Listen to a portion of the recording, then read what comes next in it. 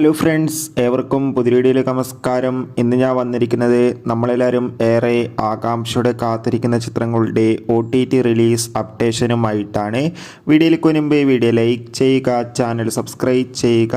ഈ വരുന്ന ഓഗസ്റ്റ് മാസം ധാരാളം ചിത്രങ്ങൾ ഇനി തിയേറ്ററുകളിൽ റിലീസ് ചെയ്യാൻ പോവുകയാണ്. ചാനൽ പരിശോധിച്ചാൽ നിങ്ങൾക്ക് കാണാൻ വേണ്ടി സാധിക്കുന്നതായിരിക്കും.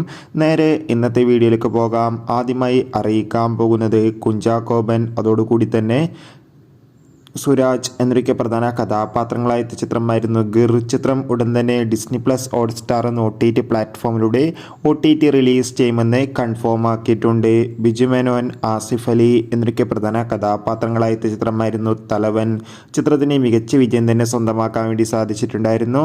തലവൻ എന്ന ചിത്രം സെപ്റ്റംബർ 12 അല്ലെങ്കിൽ സെപ്റ്റംബർ 10 സോണി ലീവ് എന്ന OTT പ്ലാറ്റ്ഫോമിലൂടെ OTT റിലീസ് ചെയ്യുമെന്ന് കൺഫേം ആക്കിയിട്ടുണ്ട്.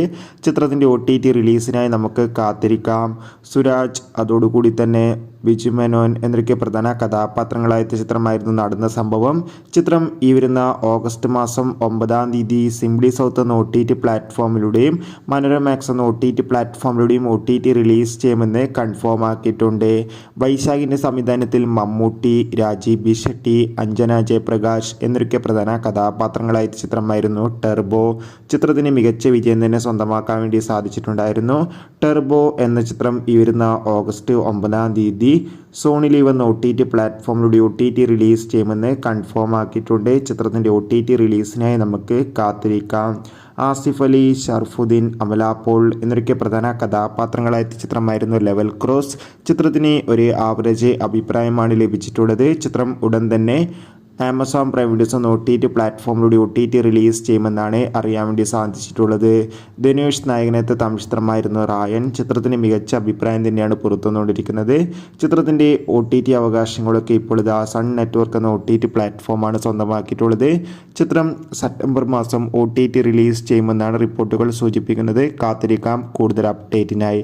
അടുത്തതായി അറിയിക്കാൻ പോകുന്നത് ശങ്കറിൻ്റെ സംവിധാനത്തിൽ കമലഹാസൻ, പ്രിയ ഭവാനി ശങ്കർ, സിദ്ധാർത്ഥ് എന്നൊക്കെ പ്രധാന കഥാപാത്രങ്ങളായ ചിത്രമായിരുന്നു ഇന്ത്യൻ 2. ചിത്രം ഈ വരുന്ന ഓഗസ്റ്റ് 9 മുതൽ നെറ്റ്ഫ്ലിക്സ് എന്ന OTT പ്ലാറ്റ്ഫോമിലൂടെ OTT റിലീസ് ചെയ്യുമെന്ന് കൺഫേം ആക്കിയിട്ടുണ്ട്.